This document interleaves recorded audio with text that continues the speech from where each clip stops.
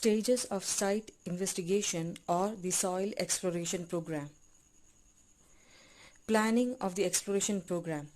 We do not know what lies beneath the ground, so we can say the main purpose of the exploration program is to determine the stratification and the engineering properties of the underlying soils. The site investigation gives the strength, deformation and the hydraulic characteristics of the underlying soil. The program should be planned in such a way that maximum information will be obtained at minimum cost. The steps involved in the subsurface exploration program are as follows. Stage 1, collection of all available information related to structure and soil. Stage 2, reconnaissance of the area. Stage 3, the preliminary site investigation. Stage 4, detailed site investigation. Stage 1, collection of all available information related to soil in the site and the structure to be built. Here we will collect data regarding the type and use of the structure, its loading, its alignment, its dimensions, its column spacing and its location, and any basement requirements if required, and any other special architectural considerations. For example, if the structure is like this, we can understand that the soil that the load that is coming from the structure is not uniformly distributed in the foundation. Thus, the foundation has to be built accordingly. We also collect site investigation reports of the existing structures, pre-consolidation data if available, the location of the groundwater level, geological maps which shows the soil distribution of the area, aerial photographs, topo sheets, soil maps, blueprints of the existing buildings, etc. The foundation regulations in the local building code should be consulted for any special requirements. Stage 2, reconnaissance of the area.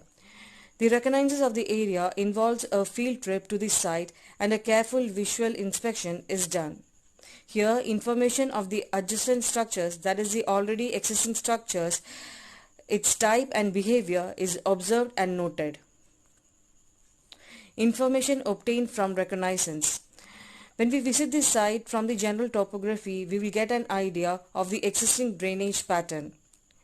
With careful inspection, or we can say with alert observation, we can see the existence of settlement cracks if any, evidence of landslides, evidence of high flood marks of nearby buildings or bridges, existence of springs, swamps, etc. The type of vegetation of the area gives a general idea of the underlying soils. Stratification of soils can be observed in deep cuts if available on the site. The depth of groundwater table are observed from the nearby wells. Existence of underground water mains, power conduits, etc. can be observed.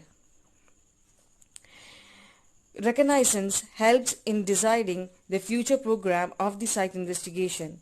Scope of work, methods of exploration to be adopted, type of in situ testing required, types of soil samples to be taken for laboratory testing. Stage 3, a preliminary site investigation. Here, only a few borings are made or a test pit is opened at the site. For small work, only one borehole is made at the center of the site. A borehole is a slender cylindrical hole dug in the site. The preliminary site investigation establishes a general manner of stratification, types of soil to be expected and possible location of the groundwater table. If the initial borings indicate that the upper soil is loose or highly compressible, one or more borings should be taken to rock or tiller competent strata. As mentioned before, here the depth, thickness, extent and composition of each soil strata and the depth of bedrock is found out. Here only a limited field test is done, mainly geophysical methods or sounding methods. This gives the data from different strata like the strength of soils. This amount of exploration is usually the extent of the site investigation for small structures. Stage 4. A detailed site investigation. Here, extensive boring program, sampling and testing of samples in the laboratory is done. With the basis of preliminary borings and data, the locations of additional borings are established. Here, the engineering properties of soils in the different strata is determined. Also, additional field tests like the vein shear test, plate load test, permeability test, etc. can be done. Here, the samples are collected from the different levels of borehole for testing in laboratory. Methods of soil exploration. It can be broadly classified as direct methods, semi-direct methods, and indirect methods. In the direct methods, we have the open pits, trenches, tunnels, shafts, and audits.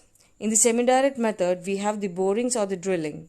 In the indirect method, you have the probing or sounding methods, that is the corn penetration test and the sanded penetration test. In the geophysical methods, we have the seismic refraction method and the electrical resistivity method. All these will be explained in later videos. Thank you.